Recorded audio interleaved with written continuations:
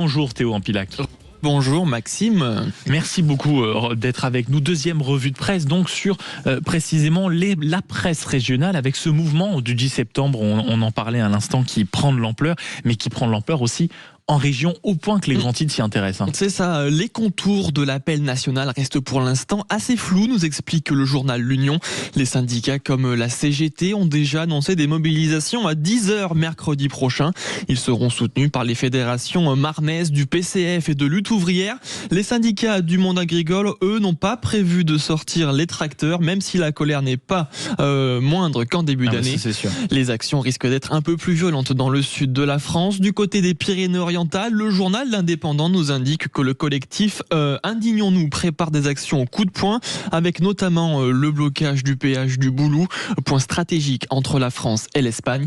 J'ai vu l'échec des mobilisations précédentes, il faut trouver d'autres moyens de se faire entendre, nous explique un membre du collectif au journal.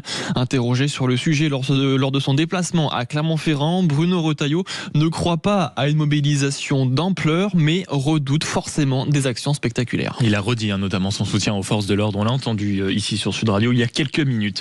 Un mois après, le Parisien aujourd'hui en France est retourné auprès des sinistrés de l'incendie de l'Aude. Ça aussi, sujet qui a largement occupé l'antenne de Sud Radio. Ouais, rappelez-vous, le 5 août dernier, 17 000 hectares du massif des Corbières étaient ravagés par un méga-feu.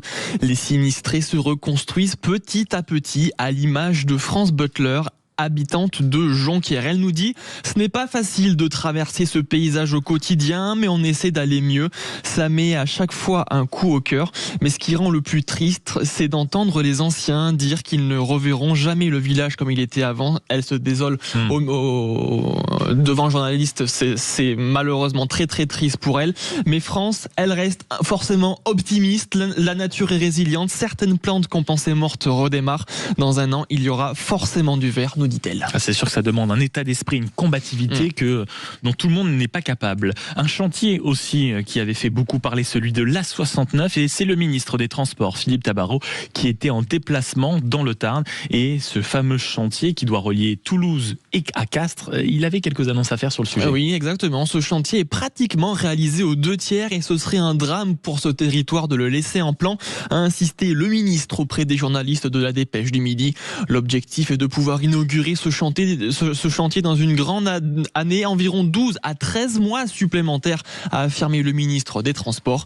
Le sort de la 69, on le rappelle, est toujours entre les mains de la justice. Elle doit se prononcer sur l'arrêt ou non du chantier d'ici la fin d'année. Et on clôture cette revue de presse, mon cher Théo, avec le clap de fin. Et Dieu sait que c'est un sujet qui me tient à cœur. C'est le mot que j'aurais employé aussi. Je vois Jules qui est aussi arrivé en studio, qui compatit forcément avec nous. C'est la fin pour les Cachous-la-Jaunie. C'était une icône toulousaine et on le trouve aussi dans la Dépêche du Midi. Exactement, l'arrêt brutal de la production des petites pastilles jaunes Gour-Réglisse est un crève-cœur pour les habitants, à l'image de Fouad, 60 ans, qui nous dit « L'arrêt d'une production est toujours un drame, c'est un peu la vie du quartier qui s'éteint ». Même constat pour Rosemary, elle nous dit « C'est vraiment dommage, c'était un produit emblématique de Toulouse, 140 ans, ce n'est pas rien ». Habitants, consommateurs et amoureux de la pastille unique ont lancé une pétition pour relancer la production.